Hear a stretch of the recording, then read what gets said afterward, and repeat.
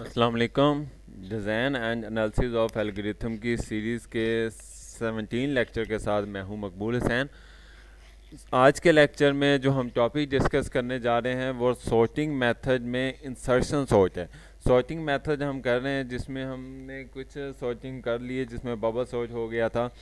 तो selection sort हो गया। अब हम क्या चीज़ें इंसर्शन सॉर्ट का कुछ टॉपिक जिसमें इंसर्शन सॉर्ट क्या होता है और ये कैसे काम करता है वो मेरे लास्ट लेक्चर में है, 16 लेक्चर में। और इस लेक्चर में हम क्या चीज़ें यानी हम जो टॉपिक डिस्कस करेंगे वो हमारे पास सूडो कोड होगा, इसके अलावा क्या चीज़ें इसका जो प्रोग्राम होगा वो क्या होगा और इसकी टाइम कम्प्लेक्सिटी और स्पेस कम्प्लेक्सिटी क्या होगी वो आज के लेक्चर में इंशाल्लाह हम डिस्कस करेंगे। सबसे पहले इसका सूडो कोड देखते हैं इंसर्शन सॉर्ट का। तो आइए देखते हैं जी सूडो कोड यानी ये काम कैसे करेगा। तो मिसाल के तौर पर कहता है फार लूप हम चलाएंगे जो 0 से शुरू होगी और n-1 तक चलेगी। n तक इसलिए नहीं चलेगी क्योंकि एक कंपैरिजन हमने कम करना है, क्योंकि हम मिसाल के तौर पर 2 से शुरू करेंगे तो क्या चीज़ अगर कुछ वैल्यू मिसाल के तौर पर अगर अरे की 9 वैल्यूज़ हैं तो हम क्या चीज़ है 2 से शुरू करेंगे तो 9 तक जाएंगे, क्योंकि पहली जो है वो तो ऑलरेडी सॉर्टेड है, तो इसलिए हम पहली को हमेशा ऑलरेडी सॉर्ट ही समझते हैं। तो इसलिए क्या चीज़ है वो 0 से शुरू होगा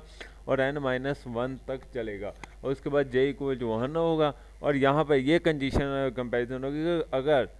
j बड़ा होगा 0 से एंड j लेस देन होगा j-1 से, तो देन क्या चीज़ें हम अंदर आकर क्या चीज़ें उससे स्वैप कर देंगे, यानी j-1 की वैल्यू j को दे देंगे और उसके बाद क्या चीज़ें j में इंक्रीमेंट हो जाएगा। आइए चलते हैं जी इसके प्रोग्राम की तरफ चलते हैं जी। प्रोग्राम में देखो वाई हम सबसे पहले यानी वाइड इंसर्शन सॉर्ट एक अरे लेते हैं, इंट अरे और इंट लेंथ। इसमें हमने दो वेरिएबल डिक्लेयर कर रहे हैं, इंट जे का और टेम्प का, और यहाँ पर क्या चीज़ें हमने आई का वेरिएबल भी डिक्लेयर किया है। इसमें दो वेरिएबल हमारे पास आई और जे, जो ये क्या चीज़ें ये लूप के लिए हैं, और इसके अलावा जो टेम्प है वो हमारा क्या चीज़ है टेम्परेरी वैल्यू है। जो हम स्पेस कम्प्लेक्सिटी मालूम करते हैं तो उस वक्त हम देखते हैं कि इसमें कितने टेम्परेरी वैल्यूज़ इस्तेमाल हुए हैं, तो इसमें सिर्फ टेम्परेरी वैल्यू एक ही होगा। तो जब हम स्पेस कम्प्लेक्सिटी मालूम करेंगे तो उसमें देखेंगे इसकी स्पेस कम्प्लेक्सिटी कितनी होगी, वो बिग ओ 1 ही होगी। आइए चलते हैं जी प्रोग्राम की तरफ। तो यहाँ पर क्या चीज़ है यानी इंट आई 0 से शुरू होगा और वहाँ लेंथ तक चलेगा, यानी जितनी लेंथ होगी और आई प्लस प्लस हम इसको करते रहेंगे और आई की वैल्यू की चीज़ें जे को दे देंगे। और यहाँ पर फिर वही जो पीछे सूडो कोड में हमने लगाई है, यानी अगर दोनों कंडीशनें सही होंगी तो हम फिर अंदर आएंगे, अंदर आकर क्या करेंगे। अब देखो यहाँ पर एक टेम्परेरी वेरिएबल लेंगे, जे की वैल्यू हम टेम्परेरी वेरिएबल में डाल देंगे और j-1 यानी जो एक वैल्यू कम करेंगे, यानी जो जे की वैल्यू में एक इंक्रीमेंट कम होगा तो वो क्या चीज़ है वो जे को दे देंगे, और टेम्प की वैल्यू क्या चीज़ है j-1 यानी जो आर्जी तौर पर हमें टेम्प में ली थी वो j-1 को दे देंगे और जे में क्या चीज़ें हमारे पास इंक्रीमेंट हो जाएगा। ये हमारा क्या चीज़ें इंसर्शन सॉर्ट का प्रोग्राम है।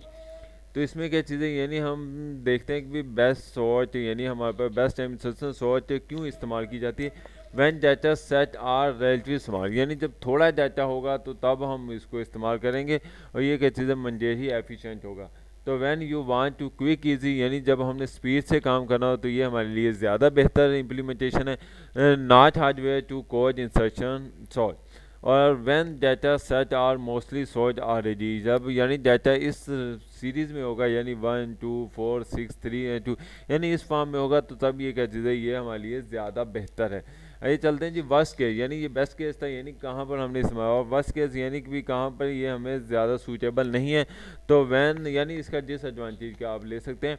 तो when data set are relative large, यानी जब डाटा ज़्यादा होगा मिसाल के तौर पर 7 या 8 सौ तक तो हम बेहतर कर सकते हैं, लेकिन अगर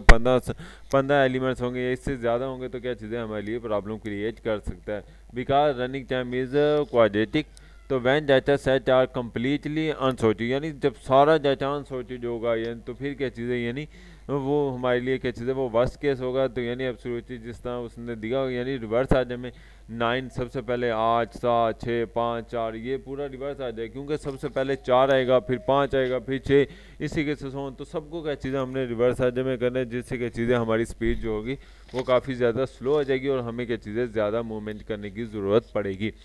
तो इसके एडवांटेज देखते हैं। सर्च सोच के तो क्या चीज़ है एडवांटेज में, good running time for almost sorted अरे, यानी अगर सारी अरे पहले से सोचा तो क्या चीज़ है ये इसका ज़्यादा टाइम है, तो इसका जो होगा वो बिग एन इसकी इम्प्लीमेंटेशन जो है वो काफ़ी ज़्यादा आसान है, स्टेबल है, does not change the relative order, यानी जो पहले से तरतीब में दिया गया है, यानी पहले से सोच में, तो उसको हम क्या चीज़ें चेंज नहीं कर, यानी मिसाल के तौर पर पहले छोटी वैल्यू ऑलरेडी पहले मौजूद है, तो हम क्या चीज़ें ये नहीं है कि यानी जैसे बाबा सोच में ये क्या चीज़ें वो हम आगे पीछे कर देते थे, तो इसमें क्या चीज़ें जो पहले से जो स्मॉल वैल्यू है हम उसको हम क्या चीज़ें हमेशा शुरू में रखते चले जाएंगे और आगे नहीं लेके जाएंगे। इसके डिसएडवांटेज क्या चीज़ें, डिसएडवांटेज में मेन डिसएडवांटेज यही कि चीज़ less efficient on list containing more numbers of element, यानी अगर ज़्यादा एलिमेंट्स होंगे तो फिर क्या चीज़ें ये हमारे लिए ज़्यादा प्रॉब्लम क्रिएट कर सकता है। तो as number the element increase the performance of the program would be, so जैसे जैसे नंबर ज़्यादा इंक्रीज होते जाएंगे तो हमारी जो प्रोग्राम की परफॉर्मेंस होगी वो स्लो होती चली गई। इंस्ट्रक्शंस और need to large number of element shift, यानी उससे क्या चीज़ें हमें ज़्यादा से ज़्यादा एलिमेंट्स को शिफ्ट करना पड़ेगा, तो उसके लिए जो फार्मूला हम क्रिएट करते हैं वो n raise to power 2 divided by 2 है comparison in worst and average case में। तो अब देखते हैं जी इंसर्शन सर्च में वर्स्ट केस एवरेज केस में टाइम कम्प्लेक्सिटी क्या होगी। वर्स्ट केस और एवरेज केस, बेस्ट केस हम बाद में देखेंगे, तो ये क्या चीज़ है वर्स्ट केस और एवरेज केस में हमारे पास जो है इसमें हमारे पास जो फार्मूला है वो टाइम कम्प्लेक्सिटी बराबर होता है कंपैरिजन प्लस मूवमेंट, यानी हम कंपैरिजन भी करते जाएंगे साथ साथ तो क्या चीज़ें हम मूवमेंट भी करेंगे। तो हमारे पास देखो जिस तरीके से फार्मूला है जी, जे की वैल्यू 2 से शुरू होगी तो हमारे पास कंपैरिजन 1 होगा प्लस मूवमेंट भी क्या चीज़ है 1 होगी, यानी पहली शुरू वाली जो वैल्यू है पहले ही कंपैरिजन होगा, पहली क्या चीज़ है उसकी एक ही मूवमेंट होगी, तो ये कितनी टोटल बन जाएगी, ये 2 बन जाएगी, और ये 2 इंटू 1 यानी पहले राउंड में कितना होगा, ये 2 मल्टीप्लाई 1 यानी 2 हो जाएगी। लेकिन जब जे की वैल्यू 3 हो जाएगी यानी इंक्रीमेंट हो जाएगा, तो फिर क्या चीज़ है जे की वैल्यू 3 होगी लेकिन उसकी कंपैरिजन कितना होगा, वो 2 होगा, क्योंकि 2 कंपैरिजन होगा और शिफ्ट यानी मूवमेंट के जो कैपेसिटी होगी वो भी कितनी होगी 2 हो जाएगी, तो वो कितना हो जाएगा 4 हो जाएगा, तो 2/2 मल्टीप्लाई 4। फिर लेकिन जब 3 हो जाएगा तो फिर उसके अलावा क्या चीज़ है उसकी कंपैरिजन और मूवमेंट भी क्या चीज़ है 3 हो जाएगी, और ये कितनी हो जाएगी टोटल 6 हो जाएगी, 2 मल्टीप्लाई 3 ये कितना हो जाएगा 2, यानी यहाँ पर देखा जाए तो यानी 2 1 2 3 इस तरह सो चलता जा रहा है, और इस तरीके से अगर चलता जाए तो जे एन जब होगा तो वो कितना होगा, वो n-1 होगा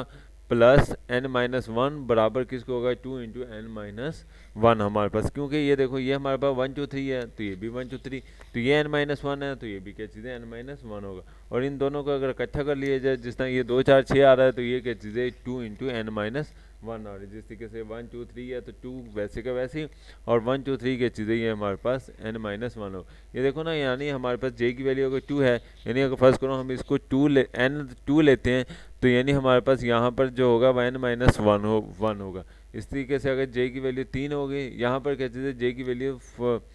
2 है 3 है, फिर क्या चीज़ है यहाँ पर j की वैल्यू 4 होनी थी, ये गलती से लिखा गया 3, यहाँ पर क्या चीज़ है 4 आएगा,